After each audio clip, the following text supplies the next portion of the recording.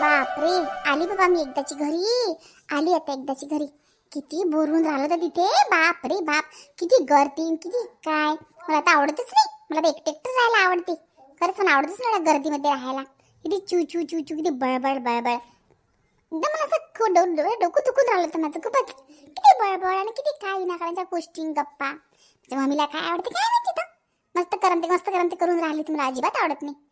किती शांत वाटून राहिला का इथे. छानपैकी आता एखाद्या ऑनलाईन शॉपिंग बाबा पाहते करते आहे थोडीशी आहे ना. खूप दिवस झाले मी काही ऑर्डरच नाही केलं. माझी पहिली ऑर्डर पण नाही आली. माझी पहिली ऑर्डर बापरे हो. मला पैसे पाहावं लागतील. किती आहे माझ्या पर्समध्ये. 5,000 रुपयाची ऑर्डर आहे माझी. काय मी पर्समध्ये आहे की नाही एवढे 5,000 रुपये. इथे किशोररावला मागावं लागतील आता. हा ड्रेस खूप सुंदर वाटून राहिला. याची काय प्राइस आहे. 2,600. अच्छा 2600 रुपयाचा ड्रेस आहे हा. पण किती सुंदर वाटून राहिला. कलर पण किती छान आहे. माझ्या अंगावर किती सूट होणार. मी मस्त गोरी गोरी खूप छान दिसणार मला हा ड्रेस. हा ऑर्डर करते मी आता. हाच करते ऑर्डर. 8 दिवसात मिळणार ऑर्डर. 8 दिवसात. हो छान आहे मस्त. एक ऑर्डर तर माझी उद्या येणार आहे. एक 8 दिवसानंतर मिळणार आहे. वाव खूप छान छान आहे. आता मस्त मस्त कलेक्शन आहे इथे. वाव सँडल पण किती सुंदर आहे. माझं लक्षच नाही सँडलवर. पण जाऊ दे आता सँडल पुढच्या हप्त्यामध्ये ऑर्डर करणार. आता बस झालं एवढं नाही का.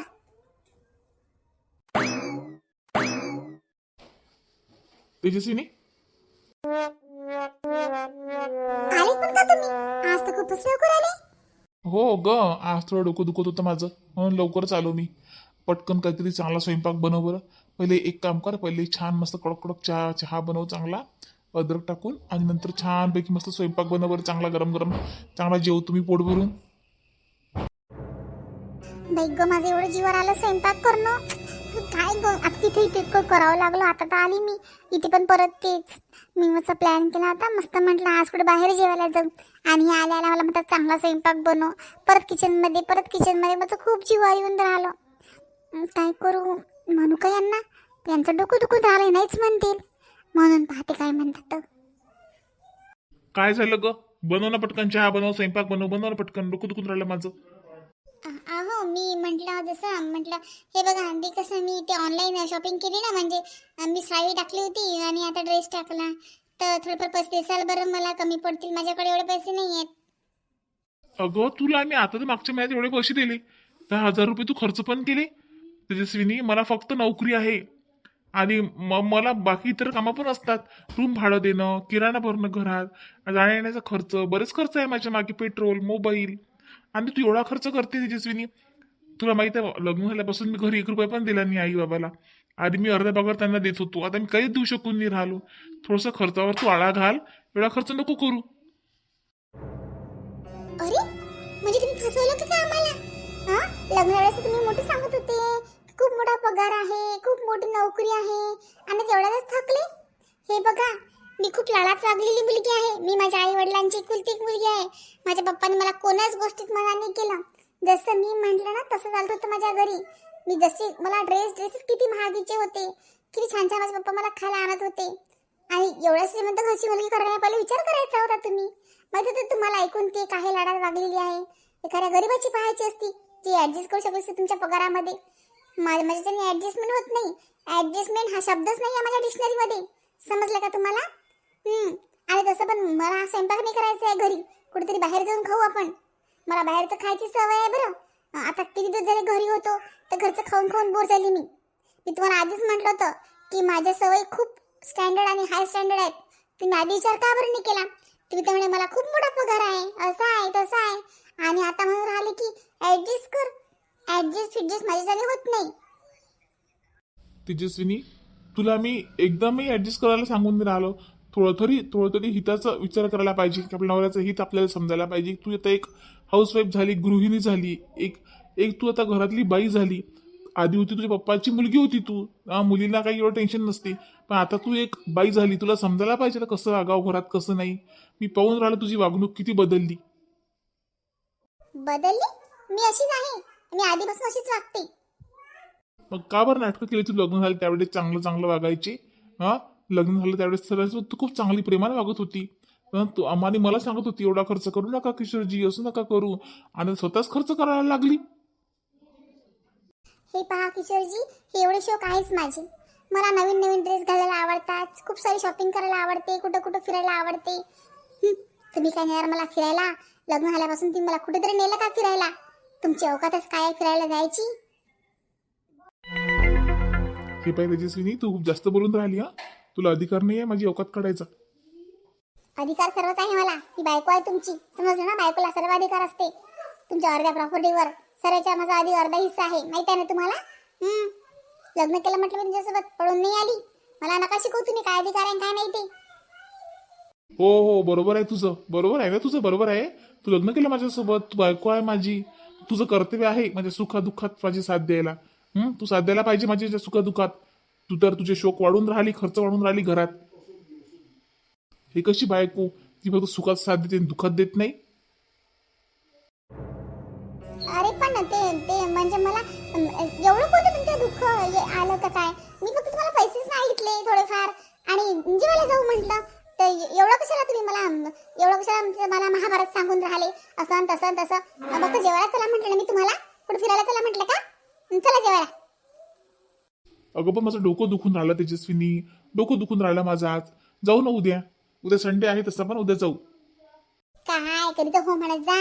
ठीक आहे, मग फोडणीची खिचडी करते मी. भाजी पोळी करणं जीवाला माझ्या. जे आहे ते कर आणि पटकन खाऊ घाल, मला खूप भूक लागली. काय पप्पा, हा मस्त तुले गमलं पोरीच्या घरी, तर मस्त मन रमलं. तुझ्या इकडली आठवण येणे आली तुले. गेल्यापासून एक फोन नाही केला तू या. काय बाई आता तुम्ही, आता का तुम्हाला फोन करू काय मी? काही बी आपलं काय काय काय रोईन सोईन लग्न व्हायला आहे काय आपलं? जवळ दिकत फोन करू काय तुम्हाला? आता मन रमलं म्हणजे कसं आहे आता. तिच्या दोन जेठाण्या बोलला साजरे आहेत बरं. त्याची सिनीच्या हो लय मस्त स्वभाव आहे. येऊच नव्हत्या देत. थांब नाही थांब नाही. तिच्या सासूबाई बी मग आता रास लागलं. आता बी नाही येऊ देत. बॅगच लपून ठेवली त्या प्रियंकानं तर माई. पण म्हटलं नाही जाऊ दे, मला ती बाबा एकटे आहेत घरी. मस्त आहे पण हा, मस्त झाला कार्यक्रम. इतका चांगला केला तुम्हाला काय सांगू. मस्त आहे. हो, चांगले आहेत म्हणून आपण दिले की नाही आपल्या पोरीले. माणुसकीचे लोक आहेत ते पार्वती.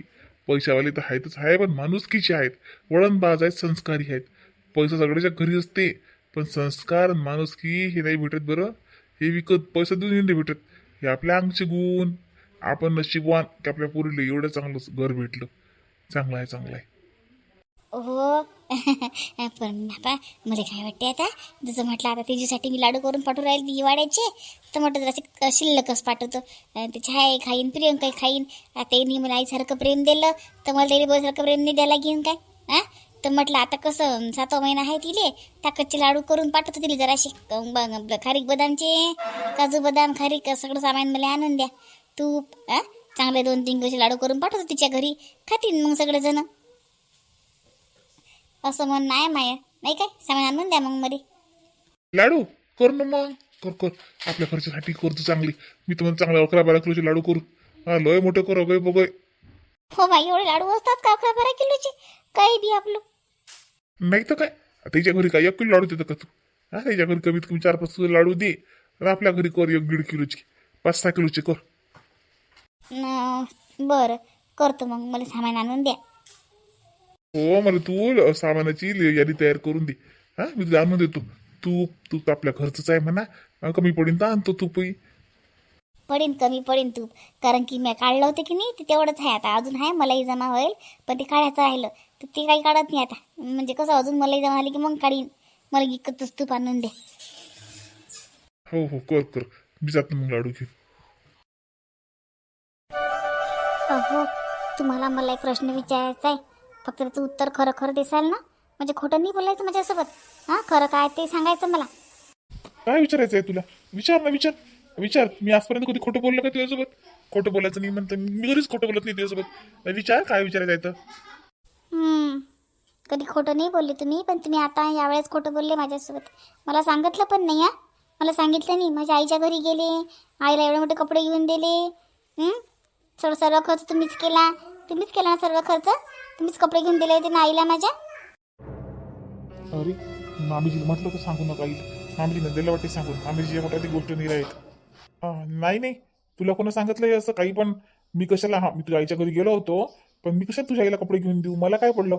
तुझ्या आईनं काय आणलं काय नाही मला माहिती नाही. पिशवरून आणल्या बा त्यांना, काय होतं त्याच्यामध्ये, कपडे होते का काय होते, मी थोडी पाहिलं, मी थोडी विचारलं त्यांना.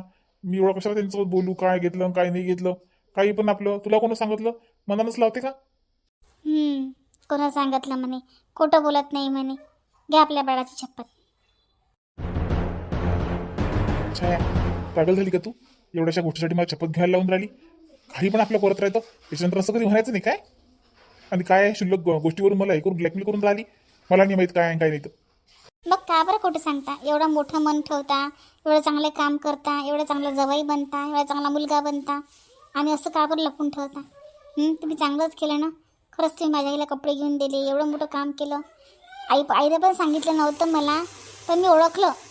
ओळखलं ना तू? बस झालं. मग मग कशाला विचारत राहिली मला नेहमी नेहमी प्रश्न? तर मला तुमच्या तोंडातून ऐकायचं होतं ना. ओळखलं तर खरीच मी, पण तुमच्याकडून मला ऐकायचं होतं हे. खरंच खूप थँक्यू हां, खूपच मनापासून थँक्यू. खरंच तुम्ही नुसतं एक चांगला नवरा आणि एक चांगला मुलगाच नाही, तर चांगला जावईसुद्धा आहे. मी ओळखलं. मला माहीत होतं माझे आई बाबा एवढे भारी कपडे, महागाचे कपडे नाही घेऊ शकत, म्हणून मी आईला विचारलं. आई पहिले सांगतच नव्हती, पण नंतर आईनं सांगितलं. आई म्हणे की तू सांगू नको म्हणे जवाई बोल, ते वाईट वाटीन म्हणे. त्यांना मला सांगितलं म्हणे की मामीजी सांगू नका छायाले. खरंच तुम्ही खूप मोठ्या मनाचे आहे हो. खरंच तुमच्यासारखा जावई मिळाले नशीब लागते. अरे बस बस बस बस बस बापा, एवढा कौतुक नको करू. एवढा कौतुकाची सवय नाही आहे मला. बस झालं आता, बस. ही गोष्ट फक्त तुझ्या पुढचीच ठेव, ठीक आहे? या गोष्टीचा धिंडोरा पिटू नको, कारण तुझ्या आईनं मला पहिले सांगितलं की जवाई बुवा तुमचं 1 रुपया मी फेडून देईन. मला आशा नाही आहे, मला घ्यायचे नाही मामीजीचे पैसे, पण तरी त्यांचा स्वाभिमान जपण्यासाठी पाहू काय करतात तो, ठीक आहे? कारण त्यांच्या स्वाभिमानाला पण ठेच नाही लागली पाहिजे ना छाया, बरोबर की नाही? आता ही गोष्ट आपल्या दोघांमध्येच ठेव, समजलं ना? कसं घरी सांगून आई पण काही म्हणणार नाही माझी. तुला माझ्या आईचा स्वभाव माहीत आहे किती चांगला आहे, माझ्यापेक्षाही चांगला. पण कसं मामीची खराब वाटेल, म्हणून म्हटलं मला सांगू नको. नाही हो, मी कशाला सांगू. पण खरंच तुमचं खूप खूप थँक्यू हां. थँक्यू वरच भागवणार आहे का? नाहीतर काय मग.